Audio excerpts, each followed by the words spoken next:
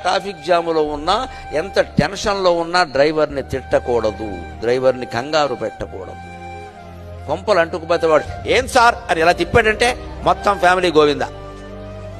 ఎంత టెన్షన్లో ఉన్నా డ్రైవర్ని ఒక్క మాట అనకూడదు. మనం తినేటప్పుడు వాడిని కూడా తిన్నావా అని అడగాలి. వాడు తిండి మనకెందుకు, లేదమ్మా మనకు అవసరమే, మన బిడ్డ లాంటి వాడు. పైగా వాడు ఎప్పుడు తిన్నాడు, మనకంటే ముందు కిరాయి ఉంటుంది.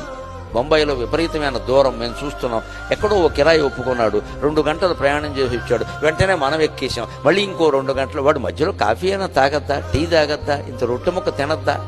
మనం ఏదైనా కారులో తెచ్చుకున్నామంటే నీకు కూడా ఉందయ్యా తింటావా అని అడగాలి. ఆ మాటకి వాళ్ళు విపరీతంగా ఆనందిస్తారండి, విపరీతంగా ఆనందిస్తారు వాళ్ళు. మళ్ళీ మనం ఎప్పుడు రమ్మన్నా వస్తాడు. అటువంటి డ్రైవర్తో మనం తగాదా పెట్టుకుని ఏంటి టైం టైం టైం టైం అంటే ఓకే సార్ అని ఒక తిప్పుతాడు. యమధర్మరాజు టైం చూపిస్తాడు.